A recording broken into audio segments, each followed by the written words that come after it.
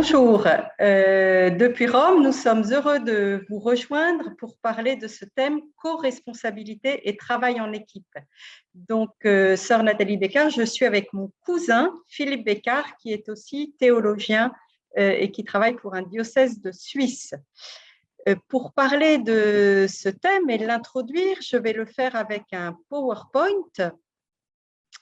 Et pour déjà rappeler que nous travaillons sur ce thème dans le cadre du synode actuel pour une église synodale, communion, participation, mission. Et cette définition du pape François nous dit bien que la synodalité est la manière d'être une église aujourd'hui selon la volonté de Dieu dans une dynamique d'écoute et de discernement de l'Esprit Saint. Nous avons ici les deux mots-clés pour penser et vivre l'église synodale, écoute et discernement. Et à travers ce logo, pour ce synode, nous pouvons vraiment voir qu'il s'agit de marcher ensemble et que ceux qui ont des responsabilités, qui exercent un ministère particulier, comme ici un évêque que nous voyons avec sa crosse, il est au milieu du peuple de Dieu dans sa diversité de vocation, d'âge, de statut de vie, de rôle dans l'Église, mais c'est tous ensemble que nous sommes appelés à nous laisser vraiment guider par l'Esprit Saint, qui est le protagoniste majeur de ce chemin.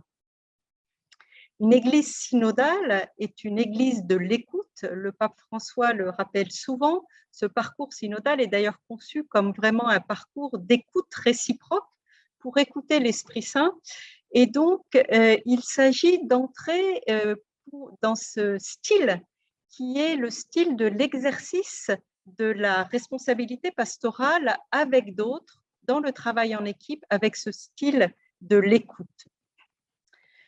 Pour devenir une église synodale, il nous faut déjà relire nos expériences de synodalité et continuer à nous exercer pour parvenir à cette conversion synodale de l'église qui implique vraiment la participation active de tous les baptisés, tous habités par l'Esprit Saint. Et il s'agit donc de considérer tous les baptisés comme des acteurs de la mission, disciples missionnaires, et ceux qui ont une responsabilité particulière doivent l'exercer dans ce style synodal. Voilà, bonjour à tous. Je suis heureux de vous partager une expérience que nous sommes en train de conduire dans le diocèse de Lausanne, Genève et Fribourg, en Suisse romande. Avant de vous dire exactement et de manière plus précise ce que nous essayons de mettre en œuvre avec tous les baptisés de cette partie de la Suisse, quelques réflexions d'ordre général sur le thème de la co-responsabilité. D'abord, une citation du cardinal Suenens, qui fut un acteur majeur de Vatican II et qui a vu dans la co-responsabilité de tous les baptisés un apport central de la réflexion du Concile.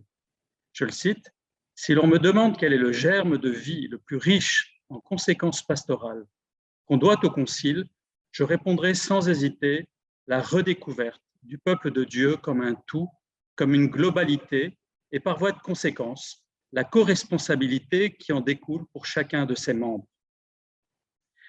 Être tous co-responsables ne signifie pas que tous les baptisés ont la même responsabilité. Nous sommes responsables de notre Église et de sa mission dans le monde, mais selon notre vocation propre et les responsabilités qui lui sont associées, selon bien sûr les appels reçus au cours de notre existence, appels qui ont été discernés. On pourrait reprendre ici l'image que le pape François utilise lui-même à plusieurs reprises, celle du polyèdre. Au point de départ, il y a donc la conscience que la participation de tous est indispensable pour rendre visible la richesse de l'Église et accomplir sa mission. Cette participation de tous s'enracine dans le baptême et les sacrements de l'initiation chrétienne et trouve sa première expression dans la participation active de tous à la célébration eucharistique, qui est un lieu fondamental de la synodalité. Là encore, dans l'Eucharistie, où se construit la communauté, la participation est différenciée. La co-responsabilité est également le fruit de ce qu'on nomme théologiquement le sensus fidei, fidelium, le sens de la foi des fidèles à l'œuvre dans le peuple tout entier. Dès lors, les structures d'écoute du sensus fidei, visant à davantage écouter le peuple de Dieu dans son ensemble et non pas simplement une prétendue élite ou des responsables, ce sensus fidei et ses activités ou cette mode d'écoute est à développer. La récente réforme d'ailleurs du synode des évêques va dans ce sens et vise à impulser une co-responsabilisation ou une synodalisation, on pourrait dire, aux différents niveaux de la vie de l'Église. Cette écoute du peuple de Dieu s'est réalisée, par exemple, à travers le questionnaire qui a permis ces derniers mois aux églises locales de créer un espace d'authentique écoute et de discernement communautaire selon la méthode synodale autour de la parole de Dieu. Certains laïcs peuvent être appelés à exercer des services ou ministères spécifiques dans l'Église dans des conditions de durée et de stabilité que prévoit d'ailleurs le droit canon en distinguant par exemple l'office et la charge. D'autres laïcs peuvent être amenés à conseiller évêques et curés de la paroisse. C'était déjà indiqué dans Lumen Gentium, au numéro 37. La corresponsabilité des baptisés se réalise ainsi à deux niveaux.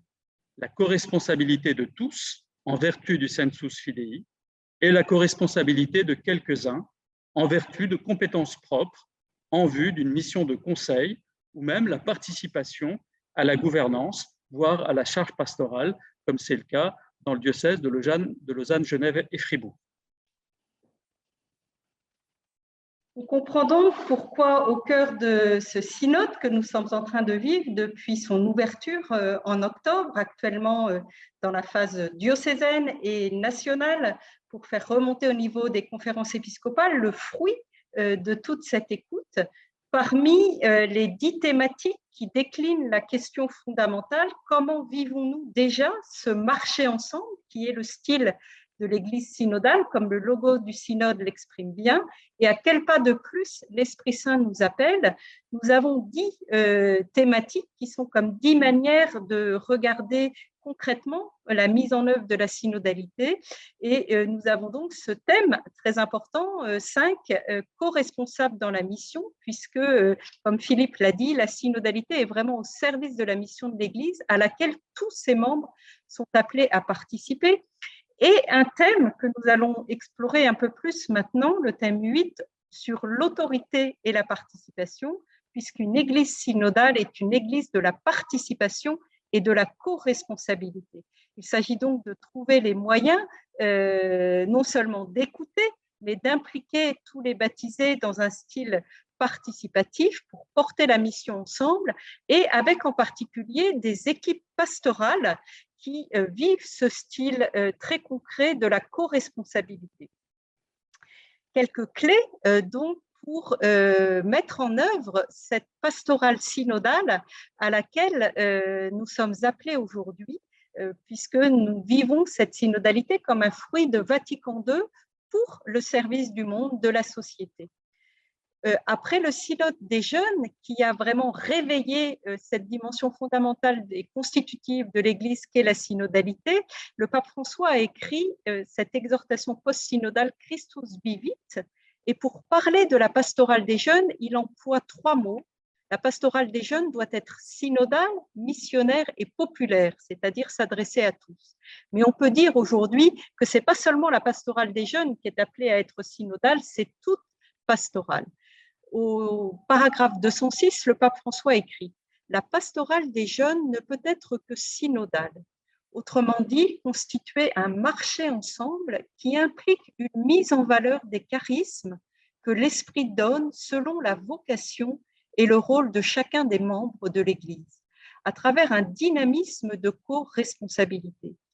Animés par cet esprit, nous pourrons avancer vers une Église participative et co-responsable, capable de mettre en valeur la richesse de la diversité dont elle se compose, en accueillant aussi avec gratitude l'apport des fidèles laïcs, notamment des jeunes et des femmes, celui de la vie consacrée féminine et masculine, et celui de groupes, d'associations et de mouvements.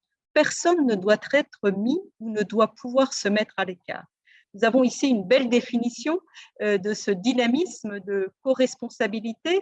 Comment le mettre en œuvre? Il s'agit de reconnaître, de discerner et de valoriser la diversité des charismes, Un charisme, c'est toujours un don de l'Esprit Saint pour le service de tous. Et on voit la richesse et la fécondité, on peut dire, ça a été toute mon expérience en pastoral des jeunes.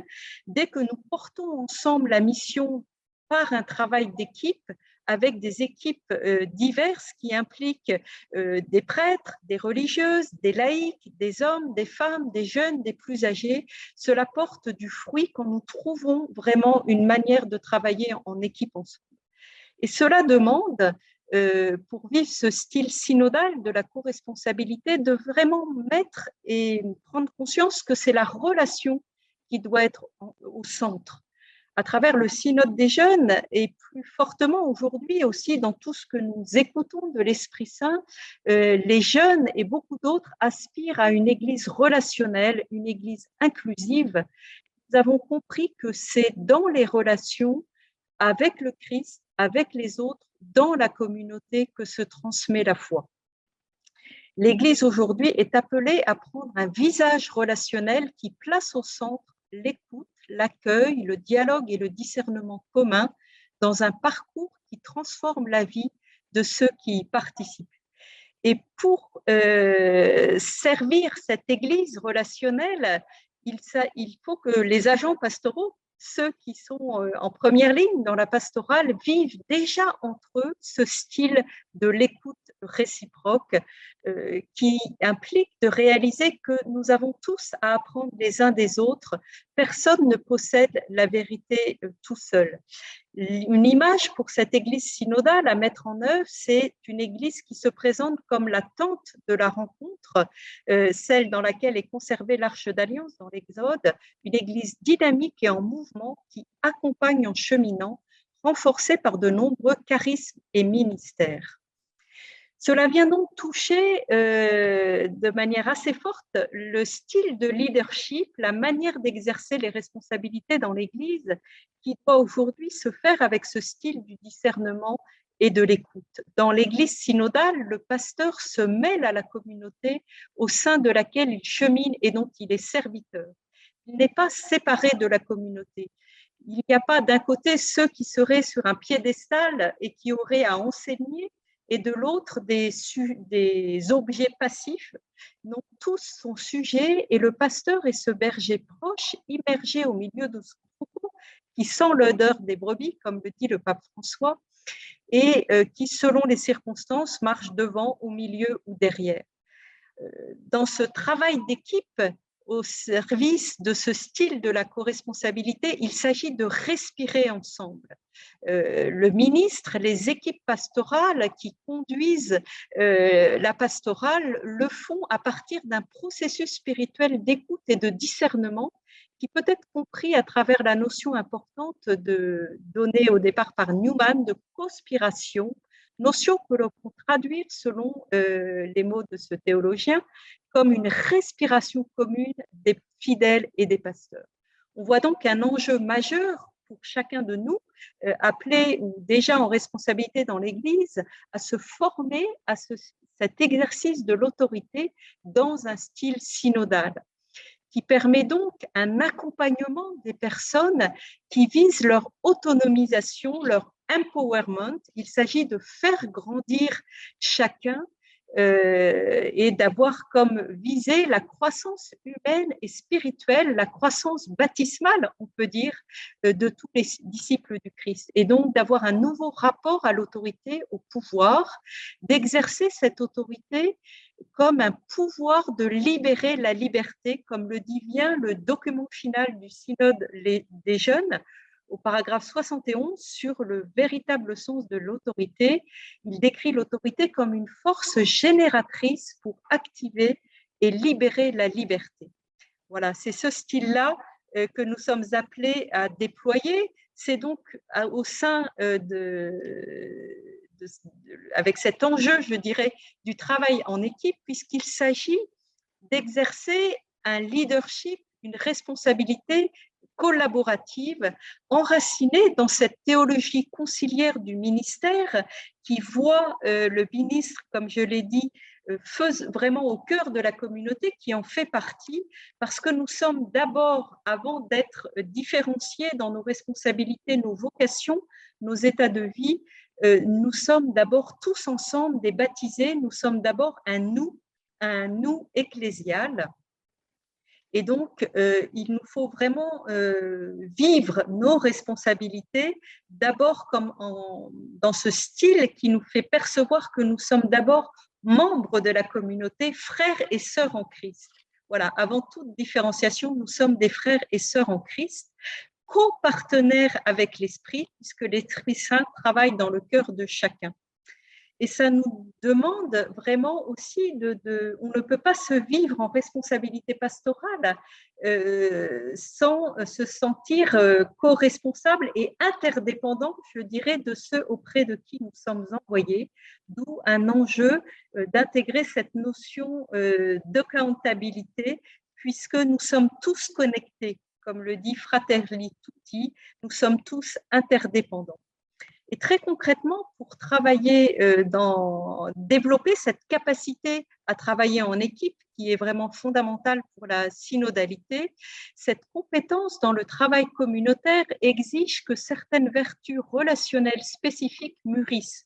Voilà, il nous faut développer ces attitudes que sont la discipline de l'écoute, une écoute vraie et profonde, la capacité à faire place à l'autre, la promptitude à pardonner et la disponibilité à se mettre en jeu selon une véritable spiritualité de communion.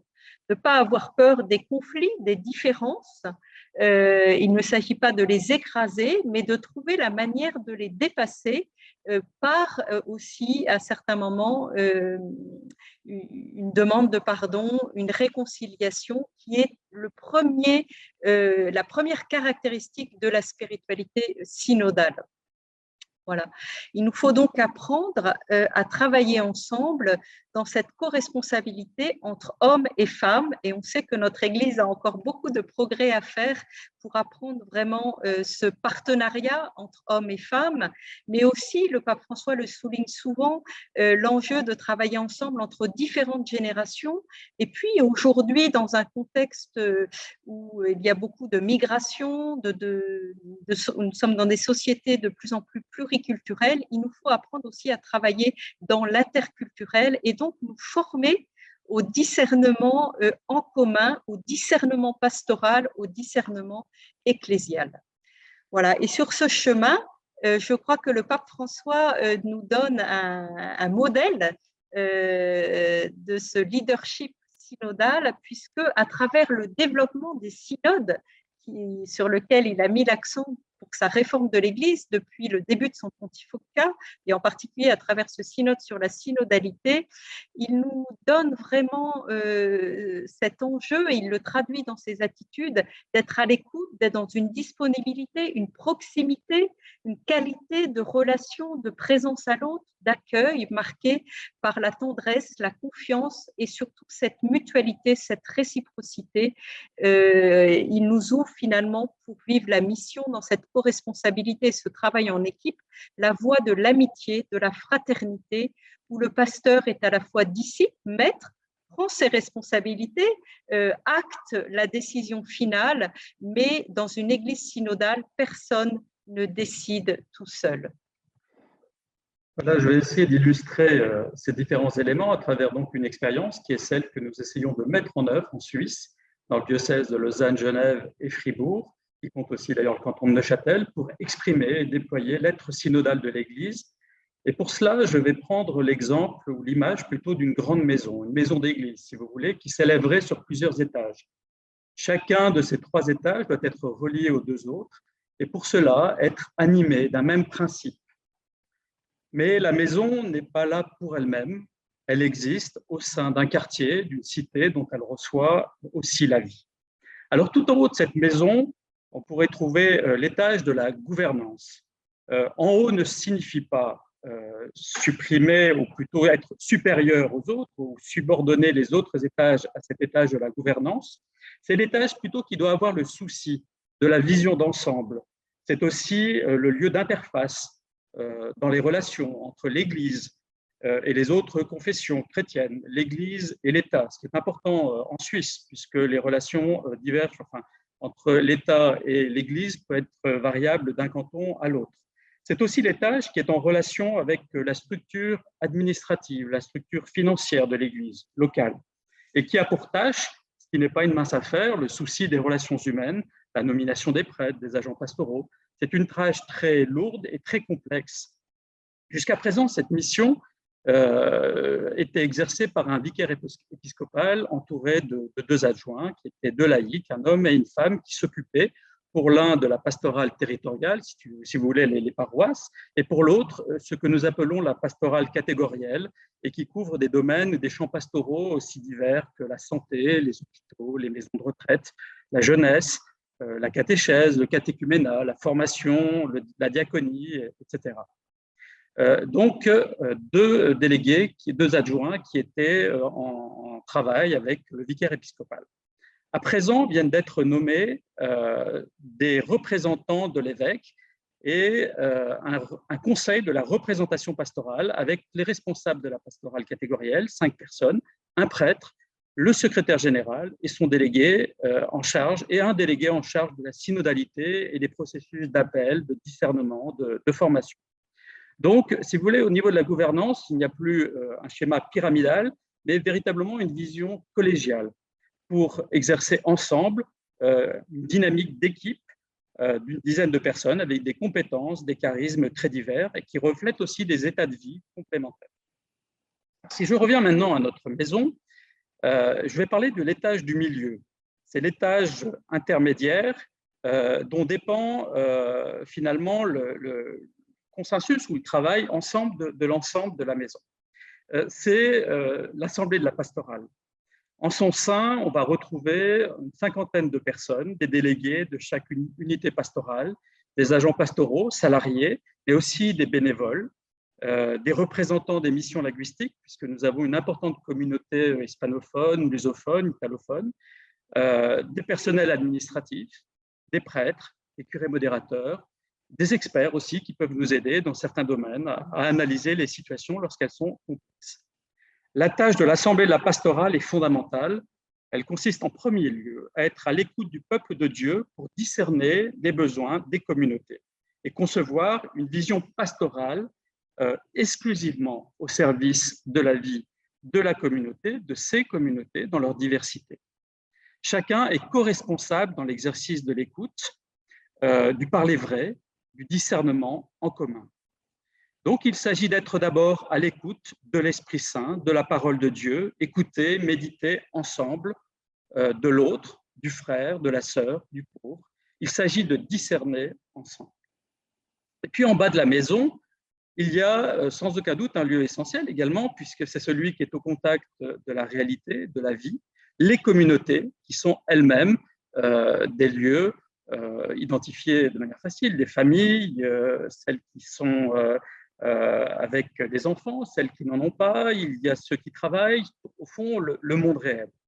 Donc l'Église est cette communion de communautés qui cheminent ensemble pour vivre de l'Évangile et annoncer le Christ. À cet étage, il y a aussi toutes sortes d'habitants, des agents pastoraux, salariés qui irradient de leur charisme, de leur capacité la vie des communautés, qu'on réunit sur ce qu'on appelle des plateformes.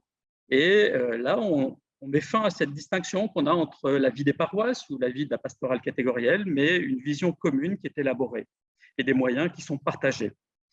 Il y a aussi, bien sûr, des baptisés dont la vie et le témoignage sont la raison d'être de l'Église. Le peuple saint des fidèles de Dieu, qui exprime le sensus fidei des baptisés, se retrouve à ce niveau-là. Quelques éléments pour conclure cette approche de la co-responsabilité, de la participation de tous. D'abord, un élément qui est essentiel, c'est la nécessité d'engager un travail de formation. Il faut des lieux de formation à l'écoute, des lieux où l'on apprend à parler vrai, les lieux où on apprend aussi à faire silence, des lieux où on apprend à être attentif à l'autre, mais aussi à mieux connaître l'Église, ses fonctionnements, ses exigences, ses limites. Et j'aimerais d'ailleurs, dans le témoignage que nous essayons de porter ici, souligner l'importance peut-être d'une formation qui serait commune aux prêtres, aux agents pastoraux laïcs et aux bénévoles, aux chrétiens, à tous les baptisés. Deuxièmement, l'urgence d'expérimenter la synodalité en acte dans les équipes pastorales, mais aussi dans les conseils qu'il faut ouvrir à tous les baptisés. Des ministres, des agents pastoraux, des bénévoles, hommes et femmes, Sœur Nathalie l'a dit, des jeunes, des personnes en précarité. Et dans les assemblées paroissiales où se discute la vie de l'Église locale, les services de la diaconie, où se discernent les priorités pastorales, où se prépare la prière communautaire pour ne pas faire de la liturgie une autre vie, mais la vie autrement. On l'a compris, la corresponsabilité dans la synodalité ne constitue pas simplement un élément secondaire, mais est central. D'ailleurs, la synodalité n'est pas en soi une méthode pastorale, encore moins une thérapie qui serait là pour soigner le corps ecclésial qui est en souffrance. Non, elle est le peuple de Dieu qui écoute, qui chemine, qui discerne, qui célèbre, qui témoigne, qui se fait serviteur des plus petits, selon toutes les injonctions qui sont inscrites dans la grâce de ceux qui fondent l'être chrétien, c'est-à-dire le baptême. Donc, l'horizon de la synodalité, c'est une conversion, qui est d'abord une conversion personnelle, mais aussi tout autant communautaire. Et sans cette double conversion, il n'y a plus ni vie chrétienne authentique, ni pastorale missionnaire. Donc, la synodalité est une conversion pastorale, elle est vitale. C'est une nouvelle manière d'être et d'agir. C'est l'éthos catholique, peut-être habitué à un réflexe de délégation, vous savez, le fidèle vers les pasteurs vers les évêques, puis les évêques vers le pape, qui demande là à être corrigé en vertu du baptême et du sensus fidei qui dérive de la grâce baptismale.